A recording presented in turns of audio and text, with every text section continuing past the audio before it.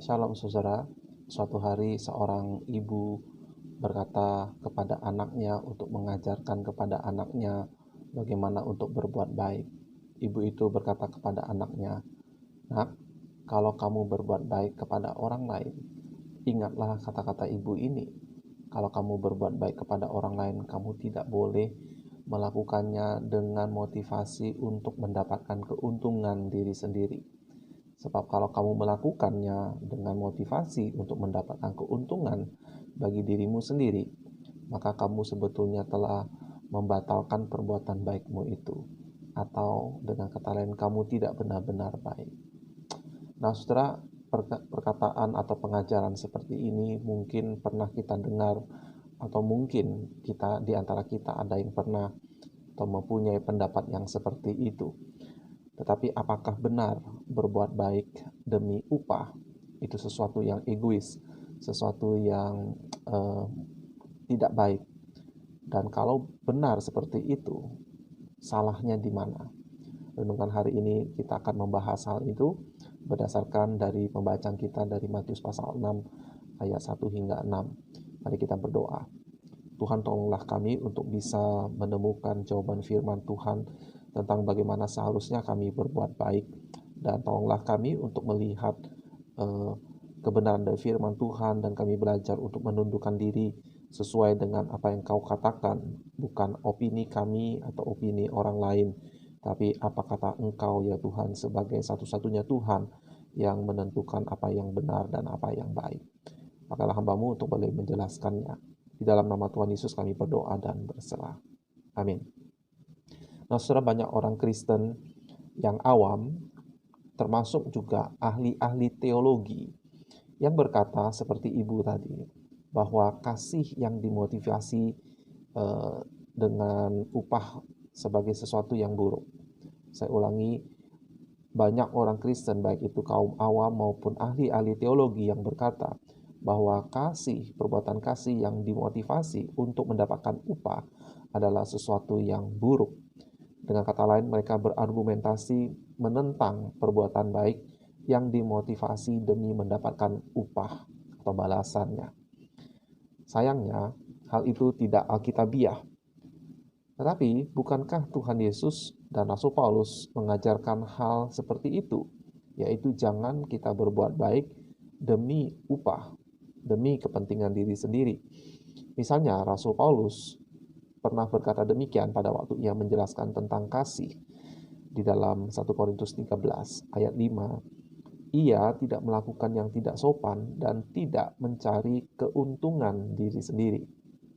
Jadi, kasih tidak melakukan yang tidak sopan dan tidak mencari keuntungan diri sendiri. Atau misalnya dari Lukas pasal 14 ayat 12 hingga 14. Ini Tuhan Yesus, ya. Yesus berkata juga kepada orang yang mengundang dia, "Apabila engkau mengadakan perjamuan siang atau perjamuan malam, janganlah engkau mengundang sahabat-sahabatmu atau saudara-saudaramu atau kaum keluargamu atau tetangga-tetanggamu yang kaya, karena mereka akan membalasnya dengan mengundang engkau pula, dan dengan demikian engkau mendapat balasnya.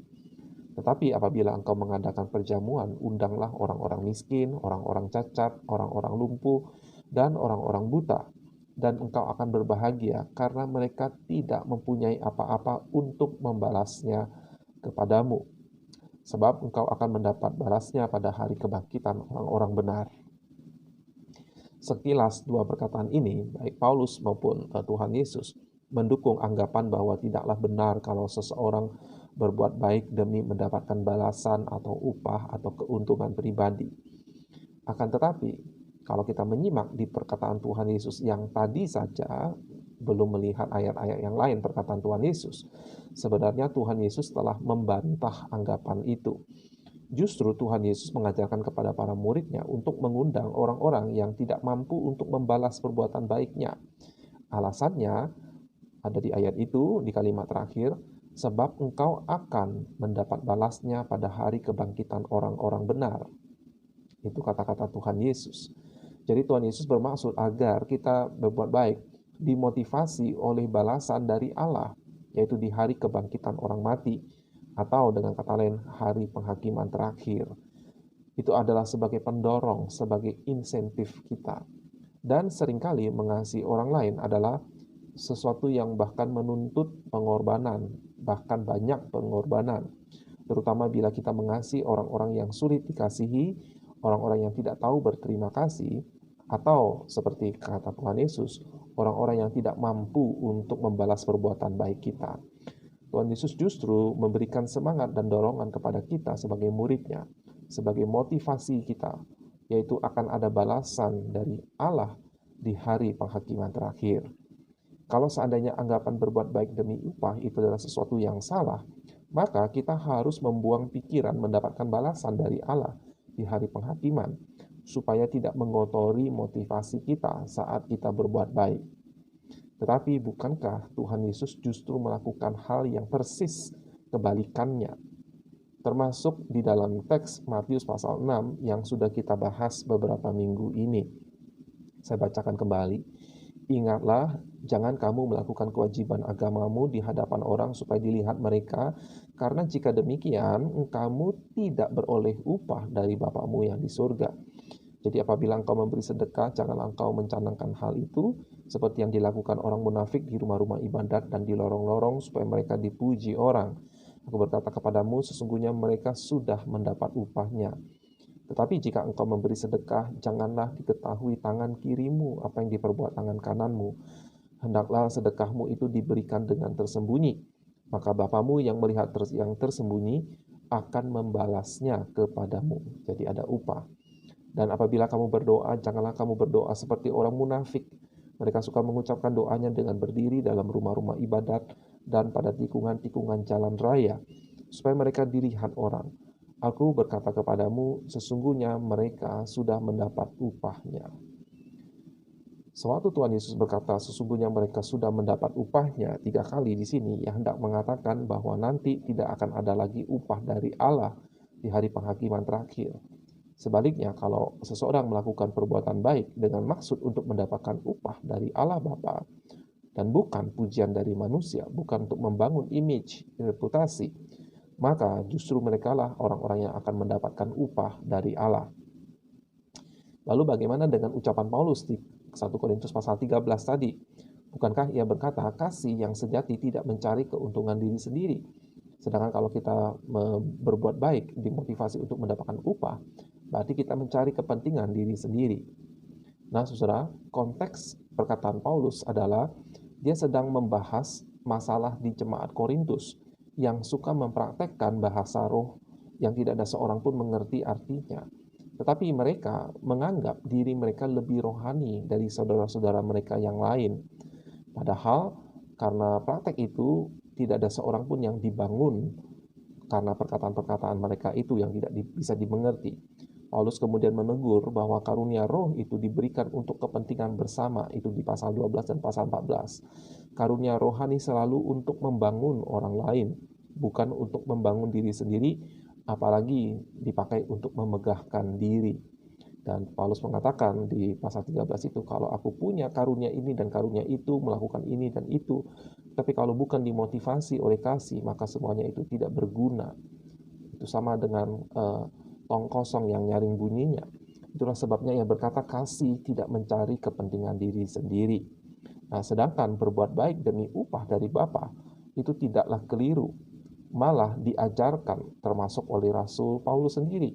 Misalnya di dalam 1 Timotius pasal 6 ayat 18 hingga 19. Peringatkanlah agar mereka itu berbuat baik, menjadi kaya dalam kebajikan, suka memberi dan membagi, dan dengan demikian mengumpulkan suatu harta sebagai dasar yang baik bagi dirinya di waktu yang akan datang untuk mencapai hidup yang sebenarnya. Ini adalah kata-kata Paulus, dan mungkin waktu kita mendengar ayat ini, kita mengingat perkataan Tuhan Yesus, janganlah mengumpulkan harta di dunia. Di dunia ini ngengat, karat bisa merusakkannya, pencuri bisa mengambilnya, tapi kumpulkanlah harta di surga. Itu selaras dengan perkataan Paulus. Suatu harta sebagai dasar yang baik bagi orang-orang yang berbuat baik di dalam hidup ini, orang-orang yang kaya dalam kebajikan, supaya di hidup yang akan datang dia punya harta di surga. Nah, sekarang mengapa hal ini tidak hanya dibenarkan tetapi juga tidak egois? Saya ulangi, Mengapa berbuat baik demi upah di surga itu tidak hanya dibenarkan, tetapi juga tidaklah egois? Ada beberapa alasan. Pertama, sebab waktu kita berbuat baik demi upah dari Bapa di surga, itu menunjukkan bahwa bagi kita, penilaian Allah itu lebih penting, lebih akurat daripada pujian atau penilaian manusia. Kalau kita berbuat baik demi dipuji, maka kita sebetulnya sedang menipu orang itu. Kita tidak benar-benar baik, kita hanya menampilkan image bahwa kita baik. Dan dengan demikian kita malah lebih menghormati manusia ketimbang Allah. Tapi kalau kita mengharapkan upah hanya dari Allah, maka kita lebih menghormati Allah sebagai hakim yang adil. Yang kedua, dengan mencari upah dari Allah, maka kita diingatkan ya bahwa kemampuan kita untuk berbuat baik, kemampuan kita untuk melakukan pekerjaan yang baik, itu adalah berasal dari Allah.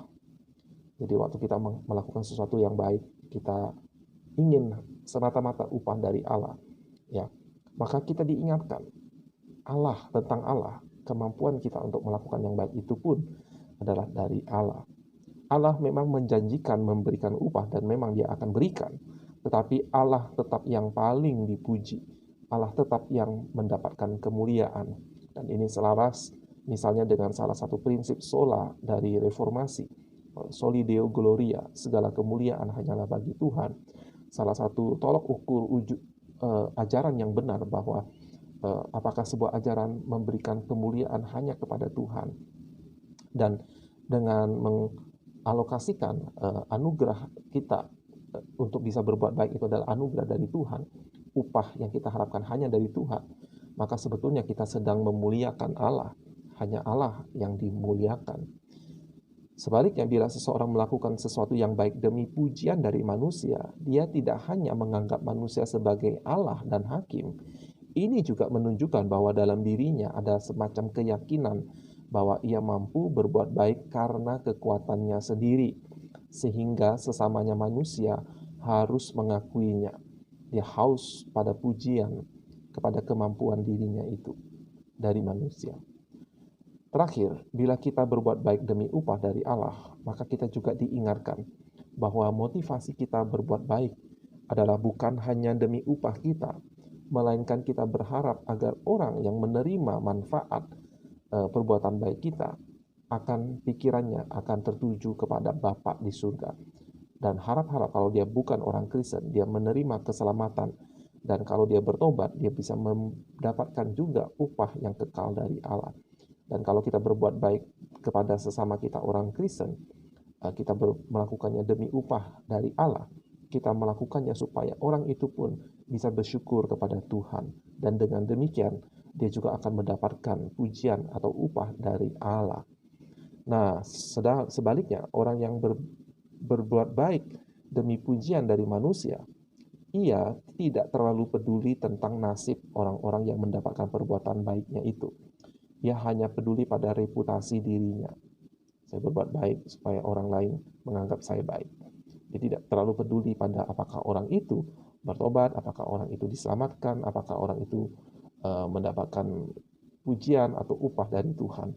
Orang yang ingin mendapatkan upah dari Allah sebaliknya, karena mengasihi Allah dan karena dia tahu hanya Allah satu-satunya Allah yang benar dan yang akan menghakimi manusia termasuk dirinya, maka dia rindu orang itu juga mendapatkan penghakiman yang baik di hadapan Tuhan, mendapatkan penilaian yang baik dari Tuhan. Kalau dia masih hidup dalam dosa, kita berharap agar orang itu bertobat, supaya di hari penghakiman, orang itu bisa diselamatkan, dibenarkan, dan mendapatkan upah dari perbuatan-perbuatan baiknya. Dan kalau orang itu adalah orang yang percaya, perbuatan baik kita adalah untuk menolong orang itu, dan supaya dia juga bisa melakukan hidupnya boleh tertolong dan bisa melakukan perbuatan-perbuatan baik, untuk punya kesempatan bangkit dan melakukan perbuatan baik yang pada gilirannya orang itu juga mendapatkan upah dari Bapa di surga. Jadi saudara, berbuat baik demi upah dari Allah itu tidak hanya benar, tidak hanya diajarkan oleh firman Allah, melainkan juga adalah satu-satunya motivasi yang benar untuk berbuat baik.